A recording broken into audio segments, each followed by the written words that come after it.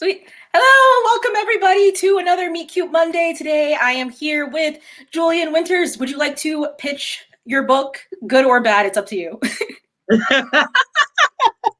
Yeah, sure. I am a young adult author. My latest book is The Summer of Everything, which came out in September of 2020. Where is time? What is time anymore? Um, the Summer of Everything is about a avid comic book geek by the name of Wes Hudson. Hi, Wes Hudson, who is in the summer between his graduating high school and his freshman year at UCLA. And he only has two plans for the summer, which is to kick back with all of his slacker teen friends that work at a independent bookstore called Once Upon a Page, and to finally confess his feelings for his best friend Nico. But all that goes out the window when he finds out that a coffee shop franchise has come in to purchase the indie bookstore and shut it down. So now Wes has to spend his entire summer trying to figure out with his friends how they can save the bookshop, while also navigating what's it like to be in that stage in between high school and college where you have all these adult expectations that you're supposed to live up to, but you're still trying to figure yourself out. And he's still trying to tell his best friend how he feels. So it's a rom-com-y, summer good, feel good kind of book. It is a lovely feel good kind of book, and also the ending wrecked me. Oh, listen, I worked hard on that ending, because I'm always just want to leave on so many great notes. But I worked hard on that one, so thank you. That was like when you're like, okay, like there's like every ending, like, obviously, like, is the part I feel like that resonates the most from like every book, just because it's the last thing you read. But there's like certain endings that you're like, oh god, okay, this is gonna be like I know, like, every time I see that cover, I'm just gonna be like, that was one of those endings. I have those books where I've legitimately not gone back to just because I know how the ending is. I'm like, I can't put myself through that. I don't care how good beginning and middle is. I can't go through that ending again.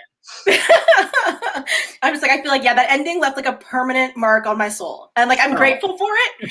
And also I'm just gonna like throw that out into the universe for everybody. Like, if you like books that leave a permanent mark on your soul because their endings are so impactful, that is definitely a book I recommend picking up. Thank you so much. I appreciate that. Yeah, and while we're here, I'm going to pitch my book really quick. But yes, my book, please do.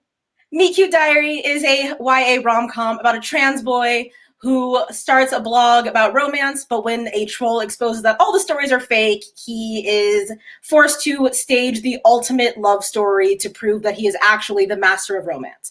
And the spoiler of the story is that he's not actually a master of romance. And that's what makes it a rom-com and not that's what makes it a rom-com and not a book that you should in any way take as life advice. Please do not, people. He's a mess. But in such a great way. And the twists and turns you took me on. Like, I go into rom-coms expecting one thing, and it's like, okay, it's going to hit these certain beats and whatnot, which totally did. But the twists that you took me on, like, midway, I was like, wait. And so, yes, definitely highly recommend you check it out, because, yeah, you're going to have moments like me where you're just like, no, I got to put this down. Wait, I need to know.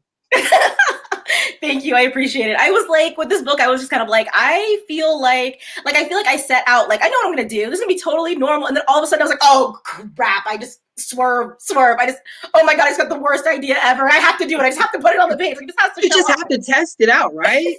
Like, yeah, sometimes if like the weirdest idea comes to you while you're in the middle of a book, you're like, you know what? It doesn't matter like anything that I originally intended. I'm just going to see what happens, and wherever it goes, it goes. And like, if it works out, it works out. And I guess in this case, it actually worked out. So we're all happy about it. I think that is the best feeling about writing, is that when you drift from your original intention and just like, I'm just going to dip my toe in over here, and actually find out you really like the water. And it's just like, oh, okay, we're just swimming upstream. This is where we're going. I don't know. It's the best feeling to know that your mind is constantly evolving ideas and taking you to new places. Like, not only do I completely agree with that statement, but I also just love that analogy. It was so like fluid and like natural, which actually literally, but like I was just like, wow, how did you just like just like a perfect analogy on the spot? I'm like, okay. This is my one good moment for the week. Everyone, please record it because after today, I will be trash. It's like everybody, like this is it. Like, don't expect anything else. Okay, we're done. We hit the quota for the week. I want to move. Do you want to move into some of these questions that I have for you? Yes, sure. So the first one I wanted to ask you, and I love asking people about this, is what were some of the first ideas that came to you when you were writing The Summer of Everything? And like, what was like that initial like springboard? What did you start with? Oh gosh. This is so it's weird. Publishing is so weird because we write these books and then by the time they actually come out, we've moved on to like 4 or 5 other projects. And you're just like, I don't okay. So it's fun, especially with The Summer of Everything, because I actually wrote this book before I wrote How to Be Remy Cameron, which was my second book.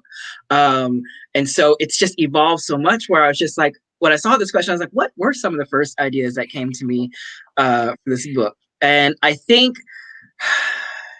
from being honest, one of the first ideas I had was the scene. Gosh, I'm trying to set this up right without giving away spoilers. The struggle is so real. One of the first scenes that came to me was when Wes and Nico are at the skate park.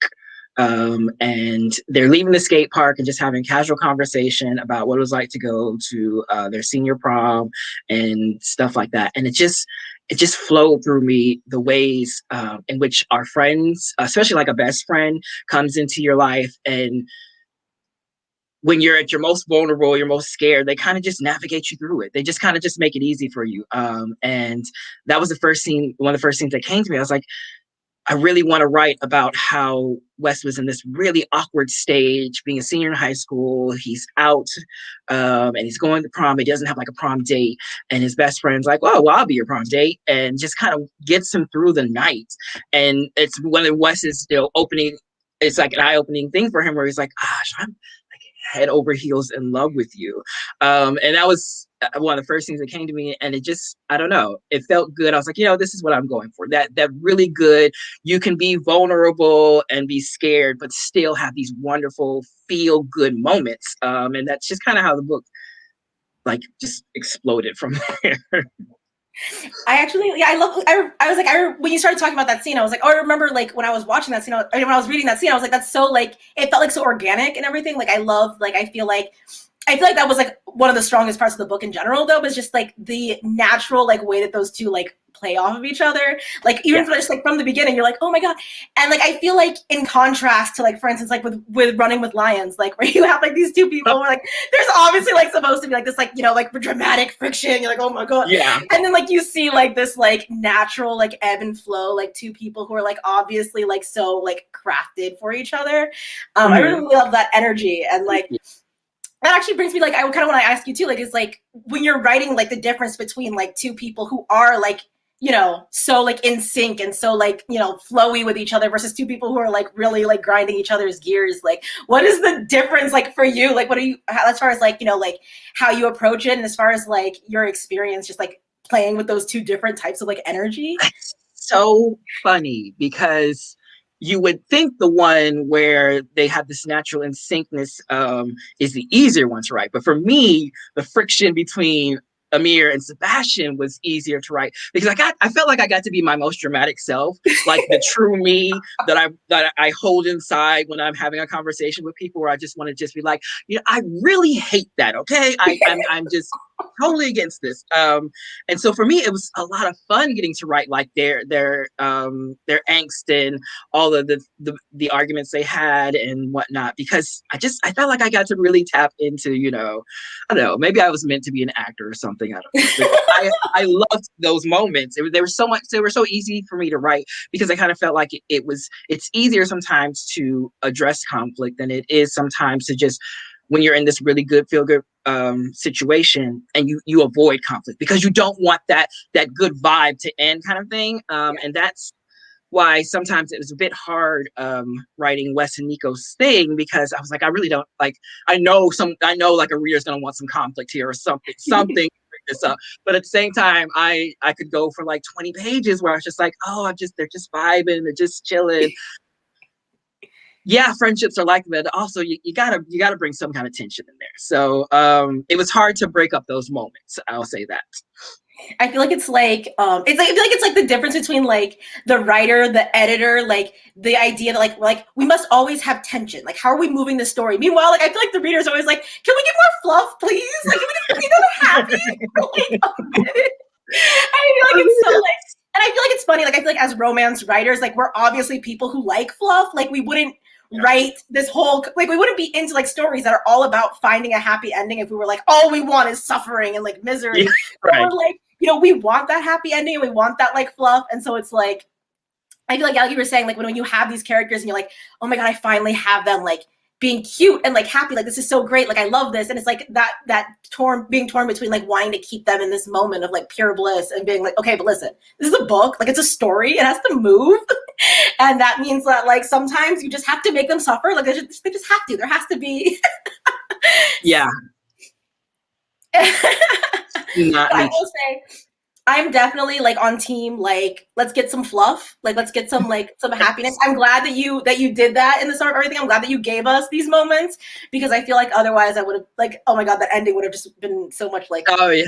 But yeah, I just love that. I feel like there are a good number of moments, I feel like, where you just kind of get like, and not even just like, you know, not even just like between the two of them, but just like with everybody. Like, I feel like there's like fluff, like there's like those good feel good moments with everybody, and I feel like that's what makes the ensemble cast feel so like natural and like so important to the story. Yeah, that's what I love about ensemble cast, is when you get to see, especially with the main character, you get to see them interact with all these other different characters, but find their similarities and, you know, the small things that make them feel human and whatnot. Those connections, I eat it up, especially, you know, when it's just like this minor character who you think, oh, they're just, you know, this is the role they're playing, and then they get into this conversation with the main character and you're just like, oh my God, I love you, oh, you need your own spin-off series, please give it to me. I love those moments, and I crave it. I really do. But I'm gonna flip the tables on you, because I want to know, because in Meet Cute Diary, you actually have both going on, where you have the tense kind of friendship going on, and then you have this other situation where it feels like it kind of just flows. And how was that trying to, like, because you kind of go back and forth with it throughout the book. How that to me is nerve-wracking. I just need to focus on one. I can't like every other chapter. Okay, we're dealing with this. Okay, we're dealing with that. So talk to me about that process for you. And did you have a preference of which one you preferred writing?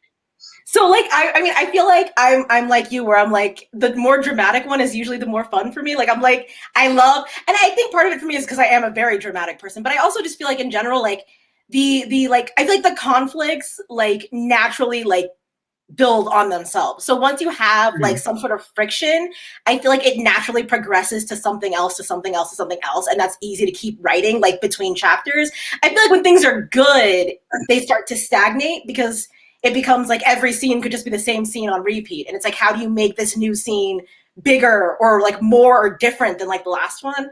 So I do feel like it's easier like when you're writing like a relationship that's built on tension, because then you can kind of like, you know, you just kind of steamroll it. You just keep going and it just kind of like builds that way.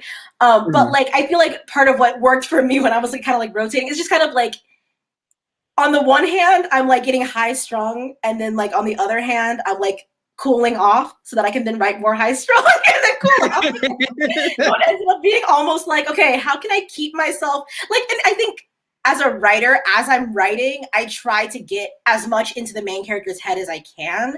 And so that means sometimes I do get emotionally invested in whatever is happening. And that means that like, if the main character is just in like a sort like a tense relationship, I'm gonna be so tense. And if it's like just a happy relationship, I'm gonna be like, well, why do we need conflict? Life is good. And so I feel like by forcing myself to almost like balance out these two things, it kind of made me like, okay, now I have to like I'm keeping myself balanced by rotating. And so by rotating, I'm just kind of, keeping myself going. Otherwise I would have kind of been like that way.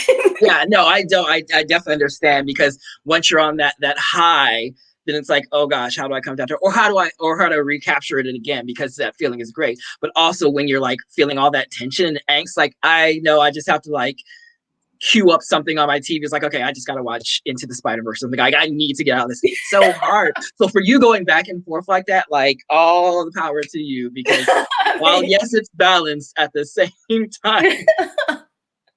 It's got to be a great feeling at the end of a writing day. I feel like too, just because like I feel like as a writer, like I bounce around thoughts a lot too, so it just kind of like it helps almost to be like, okay, I can jump to something else, so I don't get too like like bored or like stagnant on any one thing, and that just kind of keeps it going. So I'm not just like now.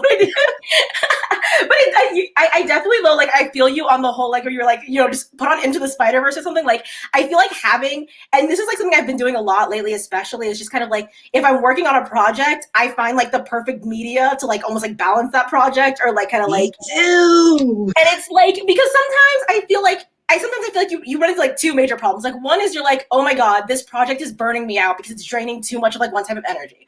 Or you're like, oh my God, like I'm out of ideas for this project. I don't know what to do and I'm stuck. So I feel like just having like, because I work on a pretty like steady like work schedule. Like I always stop working by like 5 or 6 p.m. So like so usually after I stop working, like my roommate and I will have like a TV marathon. We'll watch like anime or we'll watch like a movie or something.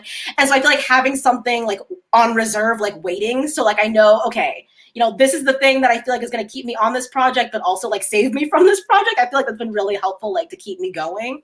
Yeah, and it's also really great, like you said, when you have things lined up that kind of feel like they're related to the story that you're trying to tell, because then it's like it just like refills the well. Like, oh my goodness, I'm so glad you said that because I thought it was really weird. I thought it was really weird because I'll have like if I'm working on a rom-com, I'll have like To All the Boys I Loved Before. Like I'll just watch all those, or I'll watch like corny Netflix rom-coms just to like reclaim or recapture that feeling, especially when I'm stuck, because I hate that feeling when I walk away at the end of the day. I'm like, I don't know what I'm going to do next with this. But then when I throw on a movie or something or a TV show, like you said, or anime, it's like, oh gosh, now I know what I'm going to do the next day. So I'm glad I'm not.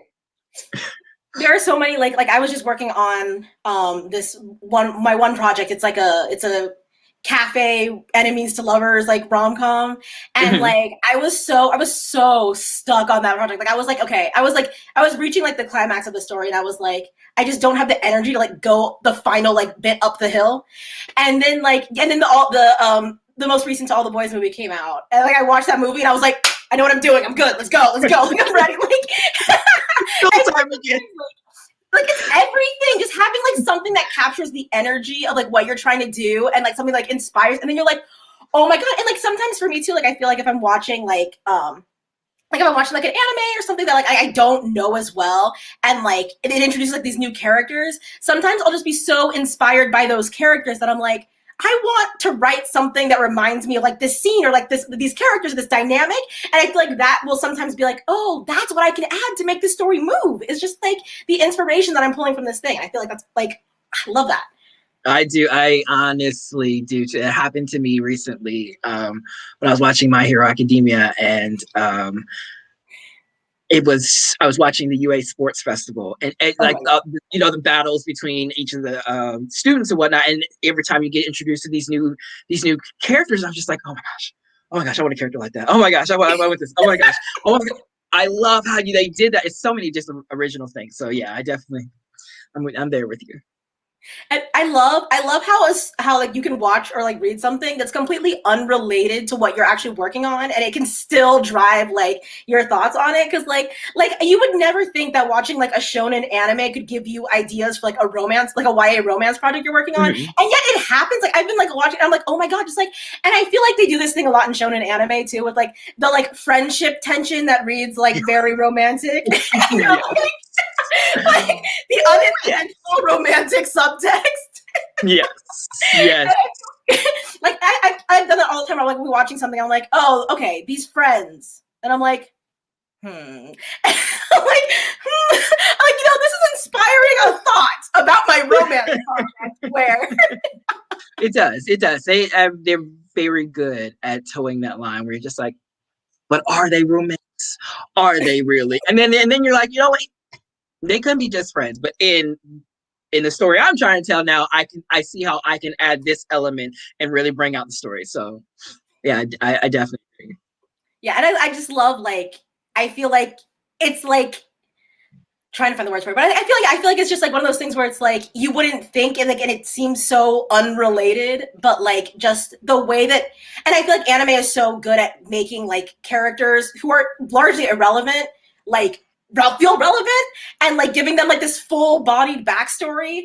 And so like you can literally see like a random like side character in like 10 minutes of an episode and just see like the way they're interacting with like their friend or something, and you'll be like, I could write a whole book about this. Like, I could write a whole book about like the intensity of this relationship, and they were on screen for 5 minutes. And so Exactly. I feel like if you're a roadblock, you're like, oh crap, like I have no idea what to do next. Like I feel like if you just turn on like one episode of any anime, you'll probably find enough like enough inspiration that you could write something, because there's just so much Yeah. going on.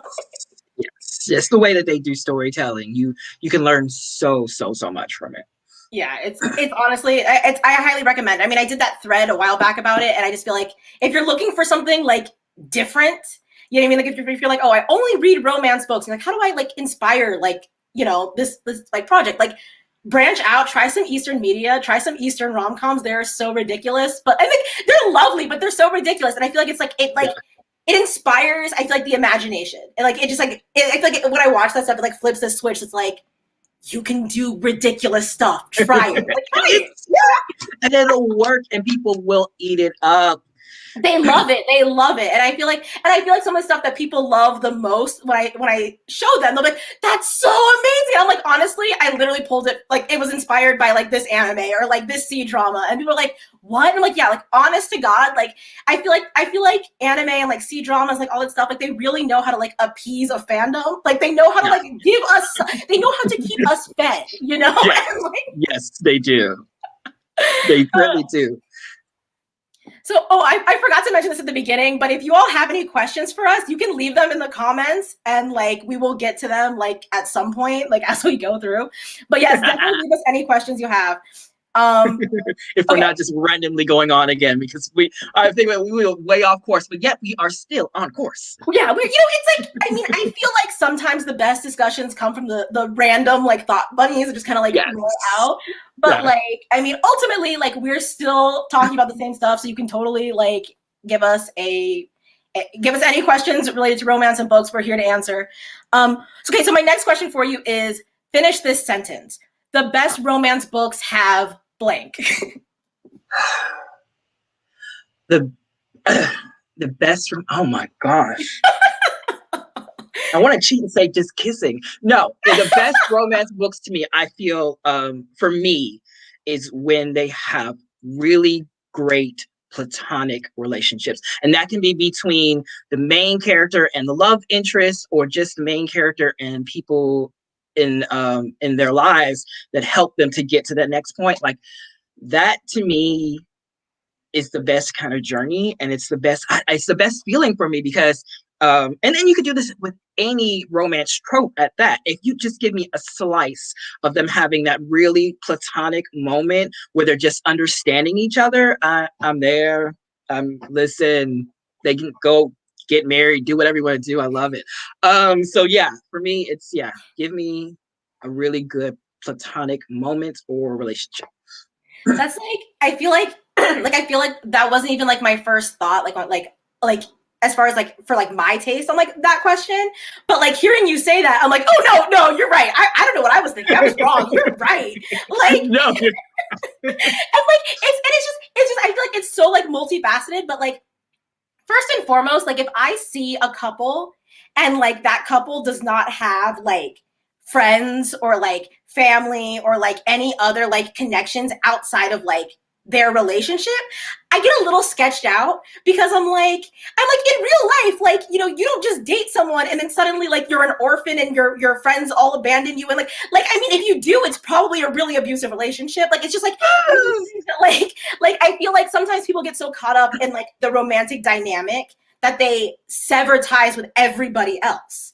Yeah, and it's like, I feel like the strongest romantic relationships, like in books, but even in real life, like I feel like the ships that like I support the most are gonna be the ones where like, you know, one, I know that like this person is fitting into your life. Like, you know, that it's a natural like relationship. Like the people that you loved before can now love this person and like they can get along with that person. And like, just like the idea that like, you know, your family is like, yes, I'm happy for you. Like, I'm glad that you found this, or your friends, like whoever the people are that care about you, you know what I mean? And I feel like that's like a huge thing. But then I also feel like what you're saying too, like, the relationship between those two characters, like I want to know that they can interact in a way that's not just like, you know, kissing and sex. Like I want to know that they have like this relationship where they understand each other, where they're like, we can hang out and watch a movie, like that's fine. You know what I mean? Like where it's not like necessarily built on like surface or like, you know, these like physical or like other things. Like I feel like you should be friends with somebody that you're, you know, in a relationship with, at least to some extent, you know.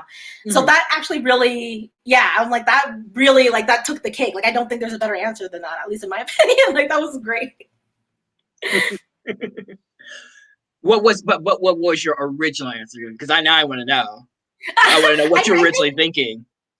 Originally, I feel like I was thinking like pining, like just like, you know, seeing these characters really want to be together, or like at least want, you know, something in relation to each other, but have something like kind of like, you know, making that impossible. I feel like for me, that was always like one of the biggest things that I look for, like as far as just like the dynamic between those two specific characters is just like that pining. But yeah, I mean, I feel like, and that's why I feel like when you have things like enemies to friends to lovers, or like childhood friends to lovers, or like anything where there's like a long like gap, but like also built on like with a little bit of friendship in it, I feel like that's always like a really good, like it's a really strong trope because it just kind of gives you all of it. Like you get the pining, you get the platonic, you get like everything. I love that. We are all about levels and layers here, people. You know, like I mean, I feel like the more depth you can give a relationship, like, and this is why I love a good slow burn too. Like if you can give me a relationship that like you know, give me I want to be like, okay, like I want to feel like it's like taking off like winter layers. Like I take off the coat and you're like, oh yeah, like now you're down to like your base clothes, right? No. Now you take off the jacket. Okay, well, what's under the jacket? A sweater. Now you gotta take off the sweater. Like I just want to keep going. Like I want to have to keep peeling layers of this relationship back until we finally get to like, you know, the heart of it. Like that's when I'm like, yes, like I worked for this and now I want it. Like I feel like it's so like satisfying. Like, yes, I wholeheartedly. I love this comment though. I have to read it.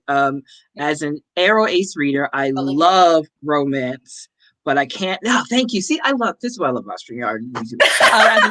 As an Arrow Ace reader, I love romance, but I can't really identify with it. So I definitely love it best and understand it best when it stands for platonic intimacy. And that, yeah, like, yes, wholeheartedly agree. It just. It's a good I feel like it's a good universal feel. So yeah, I agree too, because I'm also Arrow Ace, and I feel like for me that's part of why like I feel like I do lean into that trope so much. But in general, it's one of those things that I feel like it's not like it's one of those things that like works for people who are Arrow Ace, but it's not like it's limited to people who are Arrow Ace. You know what I mean? Like I feel like everybody relates to the idea that like you can get to know somebody, you can connect in this way, and like have a romantic relationship with that person. I feel like that's like just kind of like, you know, I mean, I'm not gonna say everybody, but you know what I mean. Like I feel like a lot of romance readers can really identify with that. Even if you like, yeah, even if it's not something that you personally experienced, even if it's not like, you know, something that is like the ideal perfect for you. You know what I mean? Like it is, I feel like something that a lot of readers can connect to in a story. And I feel like it's like one of those things where it's like, because it is so like it's so versatile. Like I feel like it just really is like something that a lot of people can connect to. And so I love how well it reaches so many different audiences. Okay. So next question. This one's I feel like is easier, but who are some YA authors that you feel are writing killer romance right now? Oh gosh. Oh, gosh. It sucks because I love these questions, but I also hate them because then when like 2 hours from now I'm gonna remember like 5 people that I want to name and I didn't. Let's see. For Becky Albertalli, obviously, like kills it, nails it, amazing, and sometimes I just want to text her and say, but how do you change it up every single time and still have me feeling the same way at the end? I can't, I just can't. Leah Johnston. Leah Johnston is freaking amazing. I love You Should See Me in a Crown, but Rise to the Sun, her next book is, oh my gosh. And talk about somebody who made me not only love the 2 main characters, but the side characters too. Oh, that one right there. So Leah's amazing at it. Gosh, I'm gonna slip up. Aiden Thomas. I love Cemetery Boys still, like, and you know what I love? I just love how much people love that book. Like every time I see the 60 million posts about it, I'm just like, yes, thank you for loving something that I love so much. I appreciate it. Who else is really I love Mary H.K. Choi. I think she is brilliant at what she does. So I love her books. I think I'm just gonna slip it. Simon James Green is one of my favorites, especially when it comes to rom-coms. He is so like I don't even know if he realizes how funny. I hope you do, Simon. If you ever see this, I hope you do know how funny you are, because you should rock that crown because he's hilarious, but does it in such an organic way with romance. So definitely Simon James Green. Oh gosh, I feel like I need to cheat and look at my bookshelves. This is this question. Believe you through this. I love Elise Bryant's Happily Ever Afters. Kasoko Jackson's. Oh, Kasoko Jackson Yesterday's History is so the romance in that. So good, so good. Made me cry, and I was not going in anticipating. Like I'm reading a sci-fi YA, and I'm crying over this relationship at the end. I don't understand. Okay, I'm just gonna run out of names because my brain is I don't know. You totally go. I feel like you listed off some really great ones, and some of my favorites. And I feel like I would add Christina Forrest. Oh God, see, I knew it. Yes. I'm not gonna forget people, please. Yeah, I feel like I love the tension she builds. I love the way she like fleshes out her characters. I love it. I'm just like, yeah, excellent. She does a great job. Anna Marie McLemore. They also do a great job. Like, and just not even just like, I mean, I feel like it's like the characters, but it's also the world, and it's just like the way that they bring those things like out into life, and it's so colorful and like vivid, and I think that's like amazing. Nina Moreno, also. God, his name everyone I forgot. Please do keep me going. I'm sorry. I love it. I feel like I should just reach on my bookshelf and pull out a book every time you say a name. I feel like as you were going, I was trying to think of like my people who were not already your people, because I'm like, I don't want to be like, because I was like, oh God, like the same people. But yeah, like, yeah. Who else am I thinking of? Oh my God, yeah. I'm just gonna be like, okay. So if we think of anybody else as like this chat is going on, we're just gonna shout them out. But like, yes. just gonna just like, Johnny, I'm so sorry, Johnny. Are you in the chat? I'm sorry, Johnny. Johnny, yes. I literally recommend this book every chance I get. Like 1,500 Miles from the Sun is like one of my favorite books of all time, and I recommend it everywhere I go. And somehow in this conversation, I completely forgot to say Johnny's name. But yeah, like when I talk about like fluff, like yes, there's like tension and there's conflicts and there's all this like yes, and there's like trauma and there's stuff in there that's really dark, but like the lava. That balance is really, really, really there, because there's parts where you're just like you just curl in on yourself, like feeling that pain and that hurt, and then it'll just open up to, you know, a whole nother chapter, and just like, oh, oh, I just want to drink milkshakes and lay on my bed and just snuggle this book. I just love it. Oh yes, I was like, literally, there were parts where I was like, I don't know if I'm gonna survive this. I don't know if I'm gonna survive this. But the next chapter, I'm like, I can't cry. It's so cute. Like it's just so yeah. Yes, really, but yes, really so definitely that book. I'm sorry. I'm so sorry, Johnny. You can like chew me out later.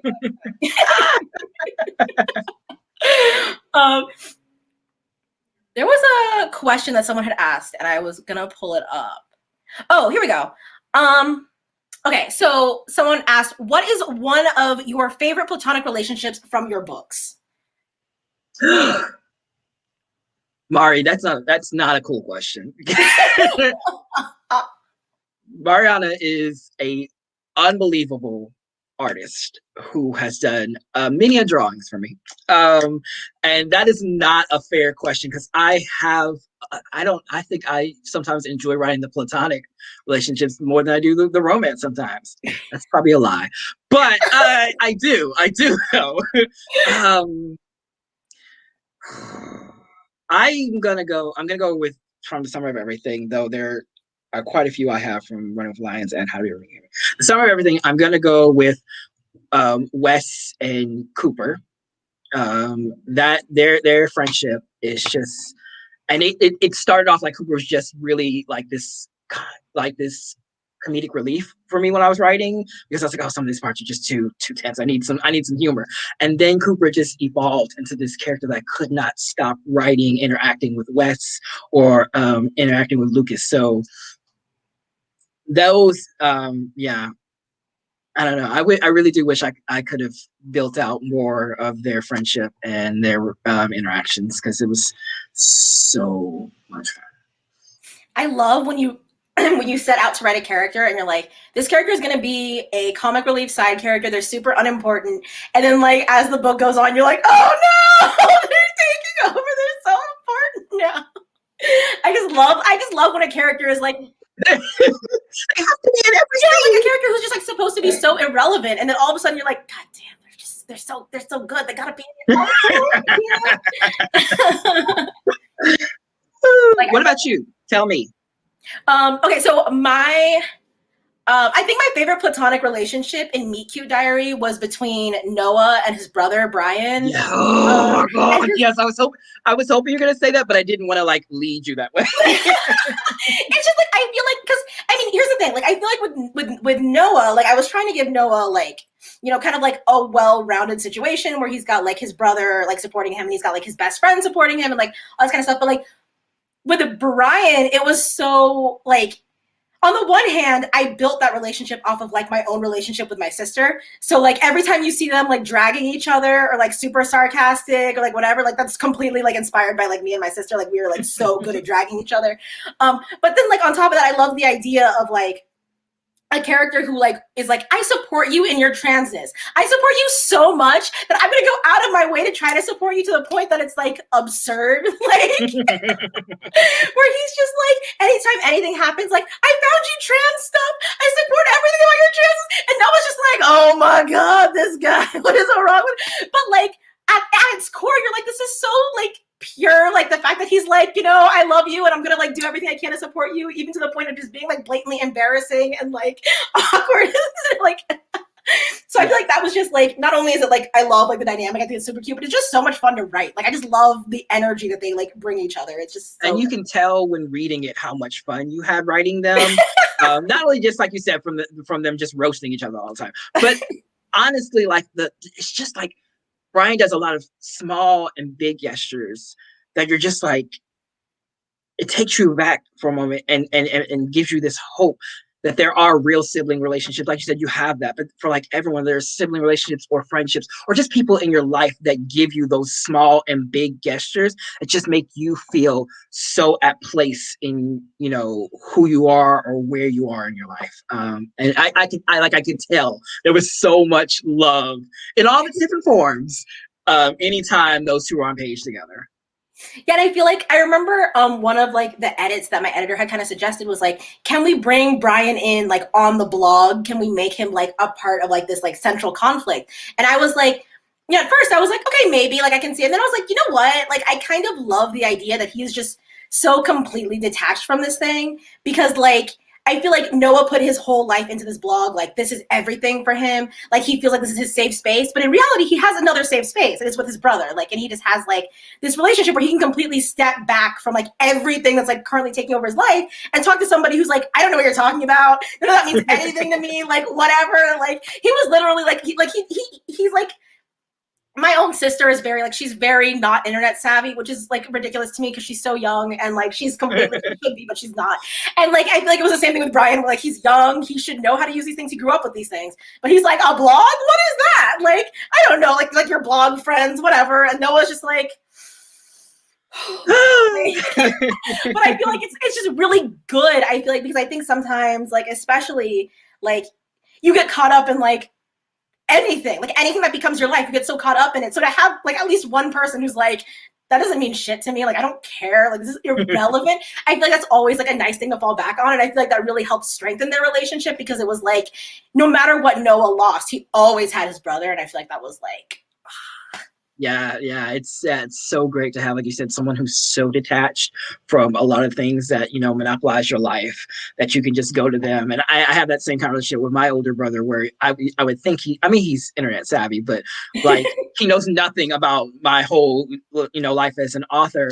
And I just go talk to him about random things. Like, you remember that cartoon when we were younger, and it turns like a 2-hour conversation, and it takes me out of the things that I'm currently stressed about or just are so consuming in my life. And I love that I can do that. But I also love that when my sister-in-law tells him things about, you know, me as an author, he's like, oh my gosh, did that really happen to you? I'm like, okay, so you really aren't on like, are you still on a modem? Do you not have, what's going on here with your connection? I don't understand. So yeah, I agree with you. I love seeing that in the Cute Diary. It's so refreshing. Thank you. This actually brought up another question that I had for you earlier and then I completely forgot about, but you were talking about like, you know, like when you have like a side character and you're like, oh my God, like I could like write like a whole like separate thing about like this side character. And I'm like, if you could actually write, like if you get permission to write a whole book about just any random side character from any of your books, who would it be and why? I know it's really hard, but like I gotta know. Oh, that is so hard.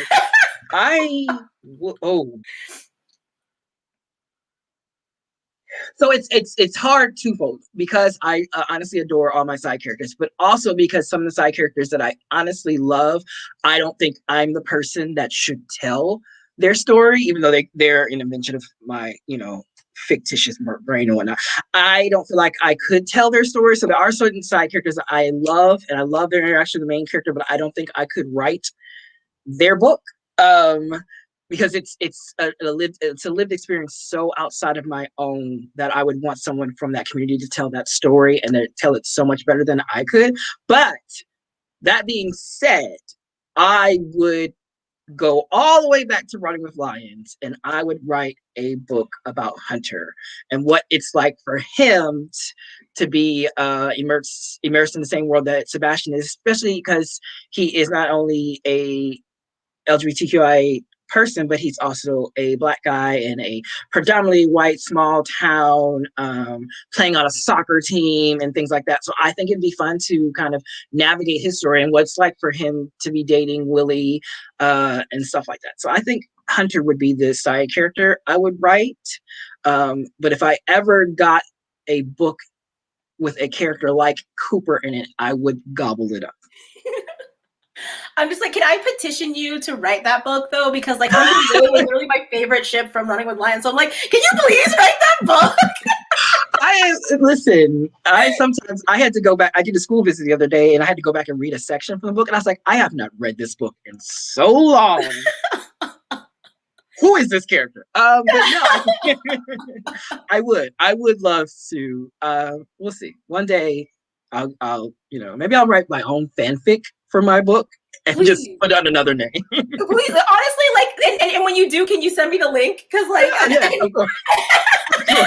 yeah, like I'll happen to actually retweet it one day, like, oh look, someone wrote a fan book about my book. I can't believe this. And we'll just I'm like, yeah, I'm like, that is exactly what I need. So, like, thank you. Please, please, please share that with me. What about you? Do you have one side character? And it doesn't necessarily have to be from Meet Cute. I know you can't give away too much about other projects, but have you run into that part yet where you're just like in the midst of writing, you're like, you know what, like your head starts outlining a book for for this character on the side. You're like, I can't do this. But has that happened? I actually had the first book I ever queried, and like it's since been shelved. But like, I actually had when I had written that book, there had been a random side character who I had written in, like we said before, like for comic relief. Like he was not supposed to have depth. Like, I mean, like, like enough depth to be like a side character, but not anything like really substantial. And like by the end of that book, I had mentally gone through, because like I don't really outline, but like I'll like daydream out a story. And so I had like mentally daydreamed an entire book for him in which he had like an entire like enemies to lovers romance with like a different side character. And it was like a whole thing. And like it was so like, I honest to God sometimes consider going back and just plucking him and like that other character and rewriting the entire world around those two characters, because I feel like he ended up actually being the most substantial character like from the story. Like I ended up having more like for him than I did for anybody else, which is so wild because he was so unimportant. But like I feel you should. I think you should definitely pursue that one day. Especially since the book is shelved.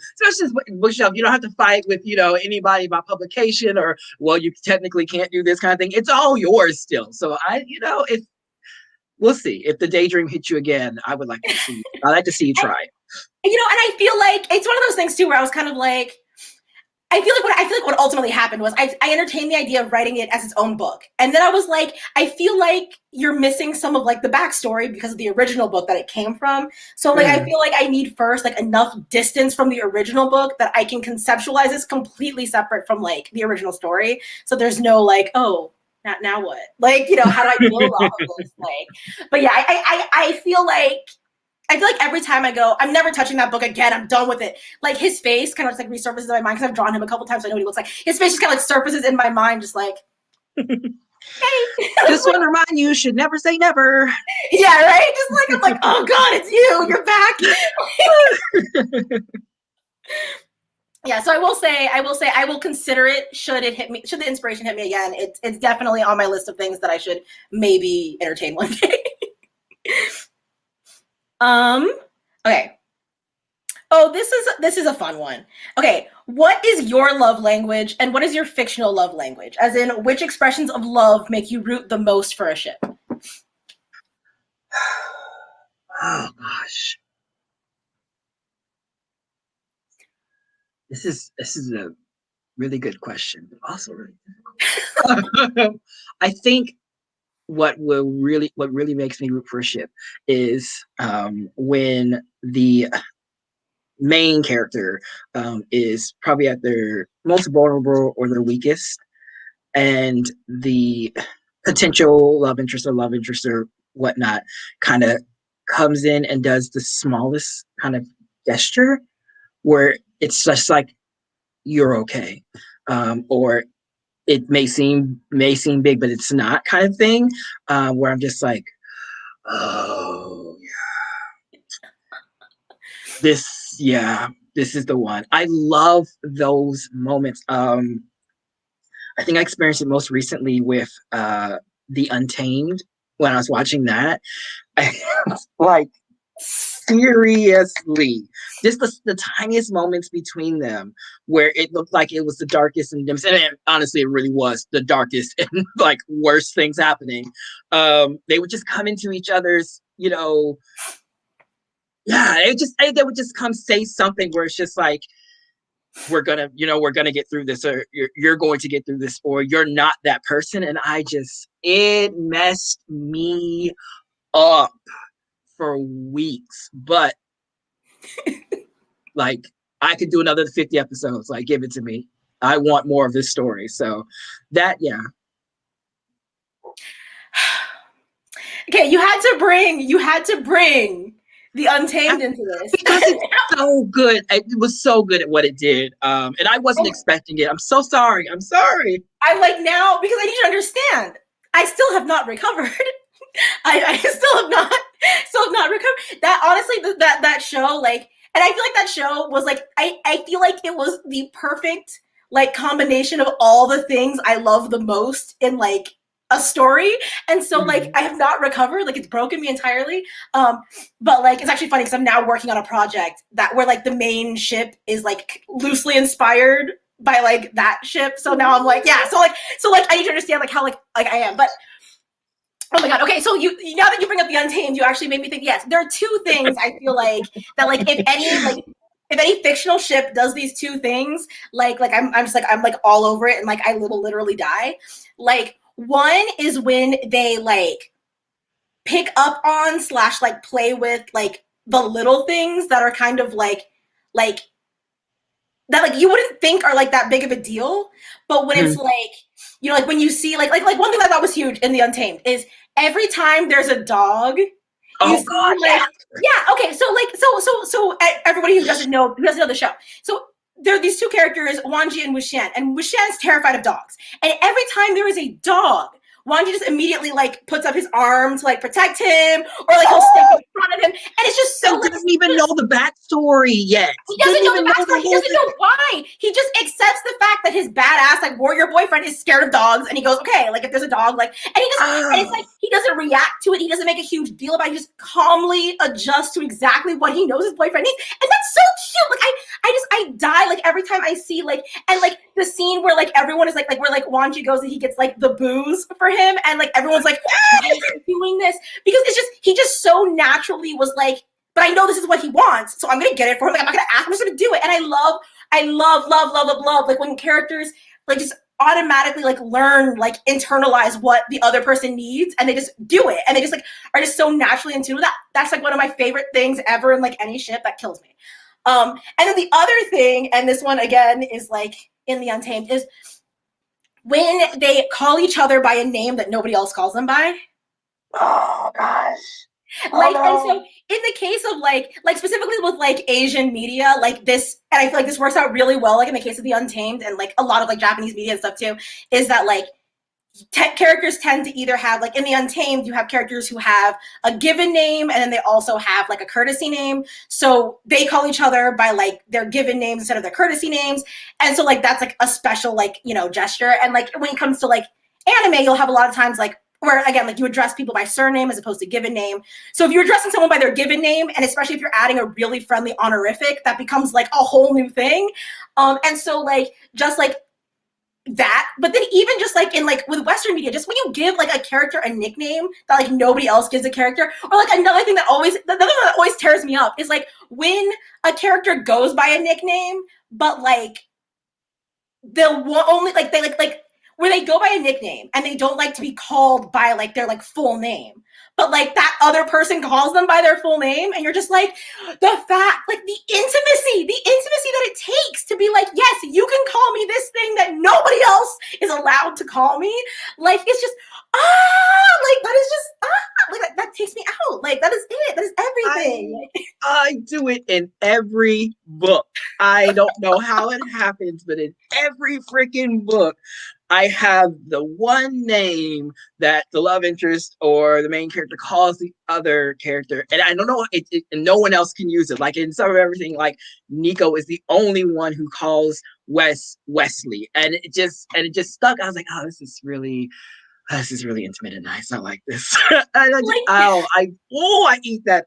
Yes, I totally agree with you. That feeling is just like, especially when it's a name like they hate. And then the other character calls her, and they're just like, oh, but you can call me that sign. It's yes. Yes, and I love too, like for instance, like, when it's a name that the character doesn't like, and then like you hear them like later on. Like I love when you I don't even want it acknowledged until like the end of the book or like later in the book or like later in the series where the character is like, that name is so endearing. And you're like, listen here, asshole. Like, like 2 weeks ago you hated that name, but you only like it because this person calls you that. And I just think that's so cute. Like that's so intimate. Like It's great. Oh my God. it's like the way, and I feel like I have to like explain why it's so intimate, but it's just like the fact that like your entire view of this thing can go from like, ew, I hate it, to it's lovely just because of this other person says so much about how high esteem you hold that other person in. And like I feel like that just like changes the game. Like that changes the game. Okay, so what the Untamed has done to us, I swear. Oh. Like I feel like we just had like a total like just like fanboy moment where we're like, oh my god, this is just too much. But like yeah, like I just it's great. And I feel like I aspire to have every story that I write, even if I don't literally use that trope, I aspire to like have the same feelings that I get when I see that trope. Like that is like it. Like if I can feel like, oh my god, these people love and appreciate each other as much as I do when I see that trope, like that's when I know that my book is like, it's done. I hit it. Okay, so I think that is a great note actually for us to leave off on. So if you want to tell everybody where they can find you and give one final pitch of your book. Yeah, sure. Everyone can find me. You know what really sucks about the internet is when you don't get your name before someone else does. So, complicated times. You can find me on Twitter at Julian W _rights. I would love Julian Winters to give up the name. I don't see you ever tweeting, give up the name. But on Twitter, it's Julian W _rights. On Instagram, it is Winters Julian. Again, Julian Winters. I don't know if I've seen you Instagram at all. Just give me the name. But it's Winters Julian on Instagram. You can go to my website, julianwinters.com. No www or anything, just julianwinters.com. You can find stuff about me there. And I'm sometimes on Tumblr, but you'll just see me liking stuff more than reblogging stuff. But it's just Julian Winters on Tumblr. So hey, I won one more.